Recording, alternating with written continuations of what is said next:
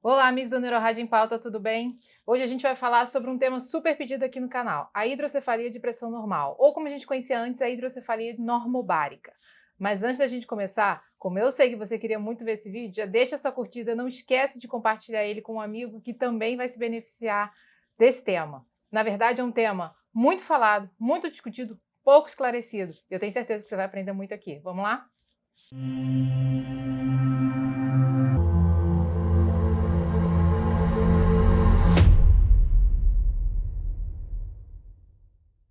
Então, hoje a gente vai falar sobre como deve ser feito o diagnóstico da hidrocefalia normobárica ou da hidrocefalia de pressão normal. E isso aí não é consenso. Na verdade, o que eu vou falar aqui pode mudar amanhã num consenso que surja, e essas informações já estão guardadas há um certo tempo, uma vez que a gente usa como critério de referência duas referências, uma europeia e a outra japonesa, que são lá do meio de 2000, 2005, 2007. São critérios já mais antigos, mas que a gente continua utilizando.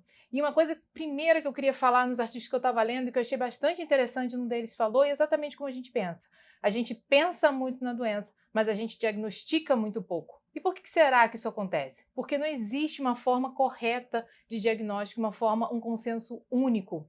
Como a gente vê para a esclerose múltipla, que você vai lá, segue aquele padrão, aquela fórmula de bolo de diagnóstico, olhando a imagem, e você pode sugerir.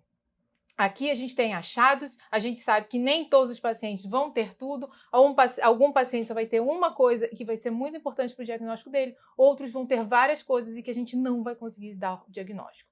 Então, a primeira mensagem que tem que sair desse vídeo é: hidrocefalia de pressão normal não vai ser se o exame estiver normal. Ponto. Tem que ter hidrocefalia. Então não adianta a gente ter a tríade, pensar que pode ser aquilo, fazer um exame de imagem, seja tomografia, porque na tomografia a gente já consegue ver a hidrocefalia e não sair nada. Ou seja, o ventrículo tem um tamanho normal, ou tem um tamanho um pouquinho aumentado, mas aquele paciente tem muita atrofia cortical. E aqui começa o grande problema da hidrocefalia de pressão normal. Essa confusão de diagnóstico que pode acontecer em virtude dos sintomas clínicos que esses pacientes apresentam. Então, qual é a tríade clássica neurológica que a gente vai ter? Os neurologistas assistindo esse vídeo vão saber falar muito melhor que eu, que é a tríade de Hack-Nader's. Alteração do equilíbrio, alteração do esfíncter, do controle esfincteriano e demência. E é como em toda aula de demência você vai ouvir isso: a hidrocefalia normobárica é uma causa de demência tratável. Até a segunda vírgula, quando na verdade a gente trata tudo muito bem quando o diagnóstico é feito de forma precoce. Quanto mais esse paciente ficar com essa questão da hidrocefalia, pior ele vai ter a resposta ao tratamento. Do mesmo jeito, nem todo mundo se beneficia do tratamento proposto, que é a colocação do shunt. Então, ao longo dessa aula, a gente vai discutir um pouquinho quais os padrões de imagem que você tem que olhar para pensar nisso e poder até sugerir no laudo, e olhando a imagem do seu paciente lá no consultório, pensar que ele pode ter isso, e muitas vezes o paciente só vem com um sintoma, e o sintoma mais comum e o mais responsivo é a alteração de equilíbrio. Então, muito bom quando ele vem com uma alteração de equilíbrio, tem hidrocefalia, você faz o TAP teste e ele responde. Nossa, perfeito. Esse é o mundo perfeito. A gente consegue, no primeiro sintoma, resolver o problema do paciente, propor um tratamento que possivelmente vai aliviar tudo aquilo. O problema é que as coisas são misturadas, o problema é que aparece na idade do paciente que já tem doença de Alzheimer, que já tem doença vascular, que já tem outras alterações que a gente tem que investigar, como por exemplo de medula, já teve um trauma, tem outras histórias misturadas. Então, alguns conceitos iniciais da hidrocefalia normobárica, e eu usei esse artigo aqui como base para a elaboração de todo o conteúdo que a gente vai fazer aqui. Ele é bastante interessante, é um contínuo, né? De neurologistas mostrando toda essa avaliação que a gente tem que fazer frente ao paciente. Então, não basta só olhar o sintoma, quer dizer, você tem um sintoma clínico, então você faz a suposição e o paciente volta para fazer a imagem. O que a gente procura na imagem? Então, o que eu procuro na imagem é isso aqui: hidrocefalia, abolamento cranial do corpo caloso, alargamento dos ventrículos. A gente vê aqui o terceiro ventrículo com mais de 1 centímetro, isso aí é sugestivo de hidrocefalia. Eu quero fazer o índice de Evans, esse aqui é o primeiro que tem que ficar na cabeça de vocês de como a gente faz. A gente mede o diâmetro dos cornos frontais no plano axial, né, no maior corte axial, e depois divide pelo diâmetro biparietal da tábua interna. Isso aqui não pode ser maior que 0,3. Alguns artigos dizem que se isso aqui for maior que 0,33, é extremamente sugestivo de hidrocefalia normobárica. E de hidrocefalia de pressão normal, eu vou usar esses termos de forma aleatória, apesar do termo atual não ser mais o normobárica. Além disso, e um achado que a gente da radiologia valoriza muito, muito, muito, é a redução da amplitude dos sulcos aqui, na região parietal, parasagittal alta. Isso é muito para a gente característico, mais do que a gente valorizar essa questão do índice de Evans, é falar dessa alteração aqui.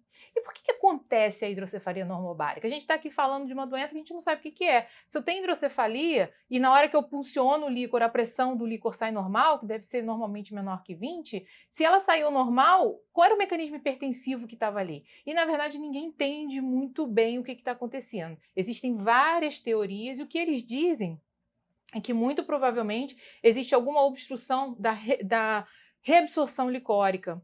Com isso, aquele líquor vai criar um gradiente de pressão do ventrículo em direção ao córtex. E quando a gente pensa que o gradiente de fluxo, de perfusão cerebral, ele é feito do córtex em direção à substância branca, a gente está vendo que está indo uma força nesse sentido e uma força nesse sentido.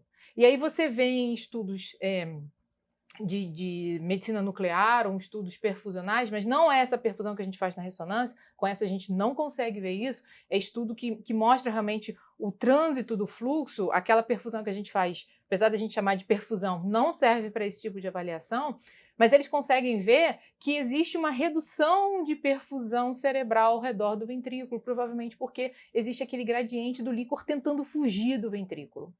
E quando ele tenta fugir, ele deixa líquido na substância branca periventricular. E quando a gente vê esse hipersinal aqui, a gente muitas vezes chama de transulação licórica, mas é a marca mostrando que a gente tem uma alteração de sinal que está indo naquele sentido, porque o líquor está tentando sair do ventrículo e aumentando aquela pressão. Então a gente tem uma briga de pressões, a pressão vascular vindo daqui para cá, a pressão licórica indo daqui para cá, e toda essa área aqui fica hipoperfundida. Isso seria muito bom para cravar o diagnóstico, mas a gente não existe esse dado, o exame não é feito baseado nisso, mas é um dos entendimentos de como é a fisiopatologia da doença. Um segundo entendimento mais novo é o envolvimento do sistema linfático. A gente sabe que se lá a nível da arteríola e da vênula, e a gente tem um vídeo aqui no canal falando sobre o sistema linfático, o vídeo de compartimentos cerebrais, que é bastante interessante de você ver, para começar a formar esse conceito do sistema linfático na sua cabeça.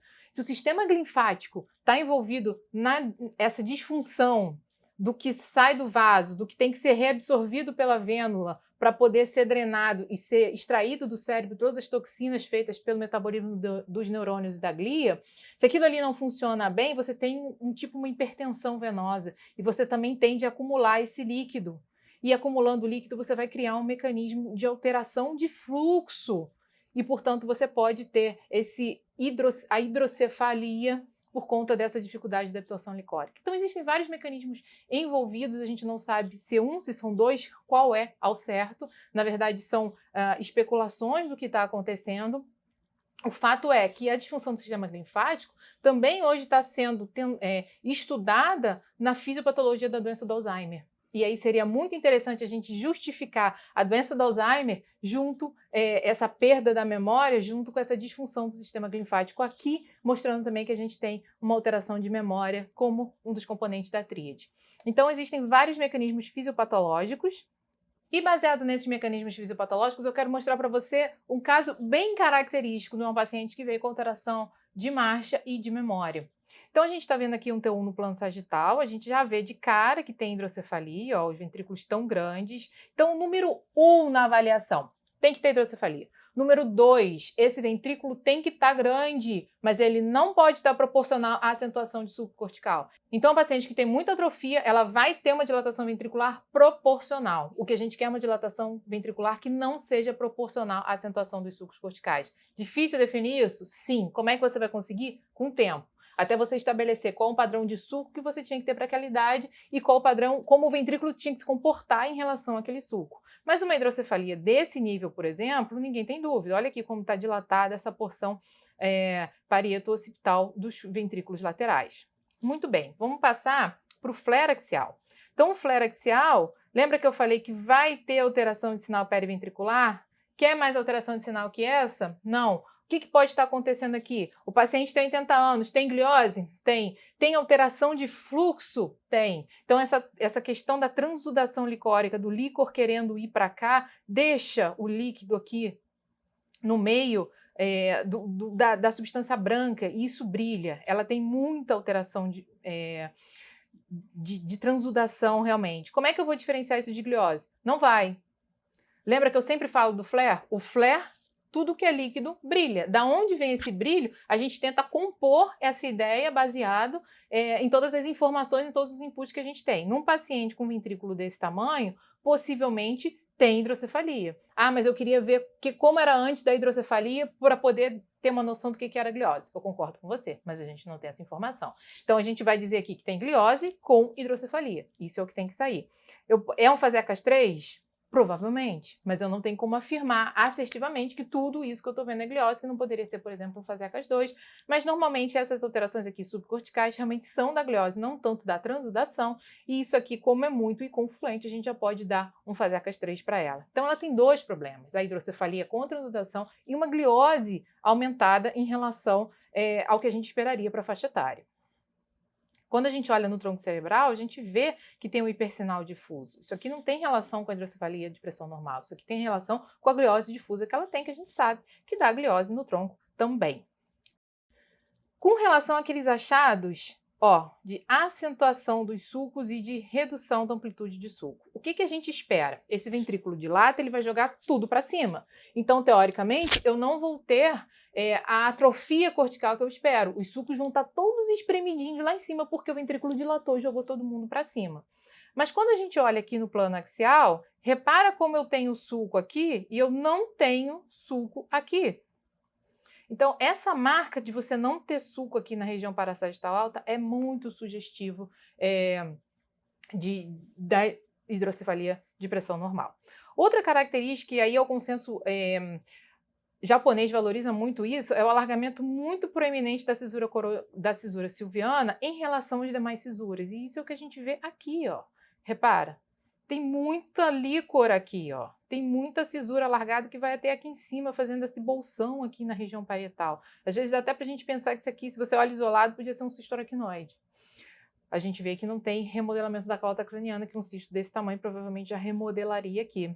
Mas tem um alargamento muito expressivo. Se a gente olhar no coronal T2, esse coronal T2 feito para hipocampo, repara como isso aqui está alargado. Está desproporcional, por exemplo, à cisura coroideia, está desproporcional aqui aos sulcos parahipocampais, está desproporcional ao restante do cérebro.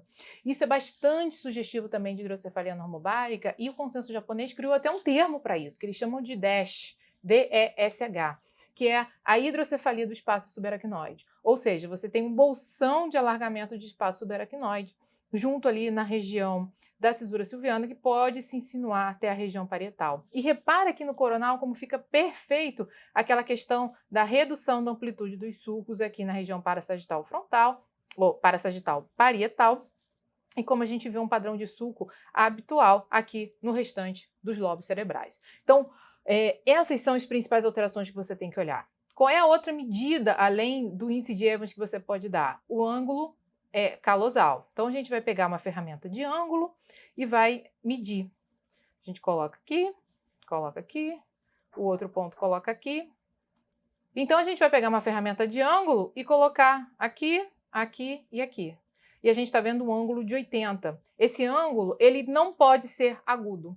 Um ângulo menor que 90. Um ângulo que a gente espera de uma atrofia cortical difusa, que tem uma dilatação ventricular secundária, como a gente fala, muitos laudos falam ainda um termo que eu não gosto muito, de dilatação ex vácuo, ou seja, o ventrículo fica grande porque ele tem para onde ir, porque na verdade você perdeu o resto do parênquima cerebral, tanto córtex quanto substância branca. Eles têm uma angulação aberta, eles têm uma angulação de 180. Existem alguns padrões para medir, você pode medir no nível da comissura anterior, o nível da comissura posterior, que é onde a gente está aqui mais ou menos, e valorizar esse ângulo calosal como agudo nos pacientes que têm hidrocefalia normobárica. E um outro ponto que eu queria destacar para vocês é a questão do hiperfluxo no aqueduto cerebral. Então, o hiperfluxo, ele é uma medida direta de que vai ter uma boa resposta à colocação do shunt no paciente. O que é o hiperfluxo? A gente vê o fluxo passando ali no aqueduto cerebral, saindo dos ventrículos laterais, passando para o aqueduto para chegar no quarto ventrículo com uma velocidade aumentada. Muitas vezes o estudo quantitativo, ou seja, a velocidade do fluxo, a gente não vai conseguir dizer se você não tiver o software especial para isso no computador lá da ressonância. Mas a gente consegue dar uma medida indireta de hiperfluxo. Muitas vezes vocês já leram isso no laudo. E sinais de turbilhonamento do fluxo licórico a nível do aqueduto cerebral. A sequência DP no plano sagital mostra isso de forma linda. A gente vê o cérebro todo cinza e vê um riscão preto assim no aqueduto. Isso pode dizer que é hiperfluxo e isso muito possivelmente está associado a uma resposta boa na terapia. Ou seja, se colocar o shunt vai funcionar. Quando eu não tenho DP, como é que eu resolvo? Eu olho no T2. Olha aqui. O T2 aqui é o aqueduto, ó. Deixa eu botar a seta. O T2 aqui é o aqueduto e ele tá, ó, pretinho. Se é aqueduto e tem líquor, o que eu esperava? Qual é a cor que eu esperava ali? Branco, tinha que estar com hipersinal. E ele está com hipossinal. Se ele está com hipossinal, eu já sei que é porque tem turbilhonamento do fluxo, ou seja, está passando ali assim, ó, todo turbilhonar. A velocidade é muito rápida e aquilo ali está passando. Quando a gente vê o gráfico da velocidade, ótimo, você pode ter um fator prognóstico para o tratamento, mas isso não necessariamente está relacionado ao diagnóstico. A gente dando essa informação da questão do turbilhonamento, de você ver esse hipossinal nas sequências de onde deveriam estar com o hipersinal, já é bastante sugestivo, e a gente vê aqui, ó, o aqueduto abrindo aqui no quarto ventrículo, e a gente já vê com o hipersinal também, com esse hipossinal aqui no quarto ventrículo, mostrando o turbilhonamento. Então, muitas vezes, no próprio T1, dependendo do T1 que é feito, a gente já consegue ver essa margem aqui toda pretinha, né, mostrando o turbilhonamento, que é uma informação bastante interessante. Ah, então tá bom, ótimo, eu fechei o meu diagnóstico, vou dar esse laudo maravilhoso e vou falar que é hidrocefalia de pressão normal e vai fazer o quê? Vão fazer provavelmente o TAP teste, que é tirar uma grande quantidade de líquor a partir da punção licórica, normalmente em torno de 50 ml. E aí o paciente melhora. E existem testes que já se fazem exatamente horas após a retirada desse líquor, para mostrar para o paciente que houve uma melhora, principalmente do equilíbrio nesse momento. Mas, na verdade, alguns não vão melhorar. E quem não melhora, provavelmente também não vai se beneficiar da colocação do shunt, que é um shunt ventrículo peritoneal para drenagem crônica desse ventrículo. Qual é o problema que a gente tem que ter cuidado aqui para o diagnóstico dessa doença? Os principais diagnósticos diferenciais. Então, você sempre tem que olhar se aquilo ali tudo não pode ser gliose, como a gente já discutiu. Olha a sequência T2 estrela. Às vezes o paciente está cheio de foco de microsangramento, ó, ele tem um aqui no tálamo direito. Às vezes tem muito mais foco. É um paciente com idade, pode ter outras doenças associadas. Lembra de olhar o hipocampo. Esse hipocampo está desproporcional ao restante do parênquima cerebral? Esse aqui provavelmente não. A gente está vendo um alargamento do ventrículo, do corno temporal do ventrículo lateral, mas o hipocampo em si, ele não está pequeno em relação ao restante do cérebro. Então, eu não posso botar na conta do hipocampo a alteração de memória da paciente, por exemplo. Outra coisa que a gente tem que ver, além do componente vascular, é se existe a presença de outros pequenos infartos. Olha, tem infarto lacunar no cerebelo à esquerda. Olha no T2 aqui com calma, no meio de toda essa gliose ou transudação, se tem uma área de marcado hipersinal procurando especificamente por infartos lacunares, que também podem contribuir nessa alteração. Principalmente aqui, ó, nos núcleos da base, porque a gente sabe que também estão relacionadas à alteração de movimento. Muitas vezes o movimento pode estar confundindo alguma coisa junto com a marcha e o equilíbrio próprios da hidrocefalia de pressão normal. Então, toda essa análise tem que ser muito bem feita porque as doenças se misturam. E quando o paciente volta com shunt, o que eu tenho que olhar? Eu tenho que olhar se aquele shunt está funcionando. Na verdade, clinicamente, eles vão me dizer, o paciente está ótimo. Então, eu não espero que a hidrocefalia murche, eu não espero que o ventrículo volte para o tamanho normal, porque senão eu vou fazer o quê? Os hematomas subdurais. Então, o que a gente acontece quando você tira demais, você descola, é como se você fizesse uma pressão negativa e você descolasse o cérebro e o envoltório dele da calota craniana. E aí a gente faz os higromas ou os hematomas subdurais por questão da hiperdrenagem. Então, existe um ponto X que aquilo ali tem que ficar drenando, isso aí vai ser estabelecido clinicamente, porque você vê a melhora do paciente, mas tem que acompanhar com a imagem, principalmente nesse início, para ver se aquilo que está drenando para melhorar o paciente não levou a uma complicação intracraniana. E às vezes o que acontece? O paciente melhora muito, descola, faz um higroma, faz um hematoma subdural e volta a ter os sintomas, exatamente porque ele está agora com uma nova alteração intracraniana. Dependendo do higroma, enfim, isso aí tem as regras de drenagem, as regras de conduta frente ao que vai ser descoberto, mas é importante a gente ter noção desse balanço e nesse retorno do paciente avaliar essas questões da complicação relacionada à hiperdrenagem frente à colocação do shunt. Então, hoje nós falamos sobre hidrocefalia de pressão normal e as principais dicas de imagem. Eu vou falar aqui para você não esquecer nunca mais. Então, 1, tem que ter hidrocefalia. 2, a dica principal aqui é você olhar os sulcos lá da região parietal. Eles têm que estar fechadinhos, coladinhos lá na calota. Você pode olhar qualquer plano, como eu mostrei aqui. 3, a presença do DASH, que é o alargamento da cisura das cisternas silvianas, que podem ir até aqui a região parietal mais posterior, que é o que eles consideram como a hidrocefalia do espaço subaracnoide. 4, a presença do hiperfluxo, que a gente pode ver na sequência T2, por exemplo, a nível do aqueduto cerebral. Se você tiver como fazer uma análise quantitativa da velocidade do fluxo, melhor ainda. E 5, olha o restante do exame. Olha o hipocampo, olha se não tem muita gliose, olha se não tem infarto, olha se não tem outras causas, principalmente quando a gente fala de demência. E eu queria agradecer a você por ficar comigo nesse vídeo. Eu tenho certeza que isso aqui foi um resumão do que a gente tem para olhar na imagem da hidrocefalia normobárica, da hidrocefalia de pressão normal. É um diagnóstico difícil, muito pensado pelo clínico, muito pouco dado pelo radiologista. Muitas vezes a gente não consegue ver todos esses parâmetros que a gente falou aqui, tanto de imagem quanto de medida, como o índice de Evans e o índice e o ângulo calosal, mas na verdade a gente tenta ao máximo, mas é difícil também por imagem a gente cravar esse diagnóstico, principalmente se não vier um sintoma sugestivo de doença. De qualquer jeito a gente deixa descrito, mas é importante vocês entenderem o que a gente vai colocar na descrição e pensar que pode estar relacionado, sim, à hidrocefalia de pressão normal. E você que gostou desse vídeo, já deixa sua curtida, deixe seu comentário, não esquece de passar para um amigo, tenho certeza que você vai ajudar muita gente passando essa informação para frente. Um abraço e até a próxima!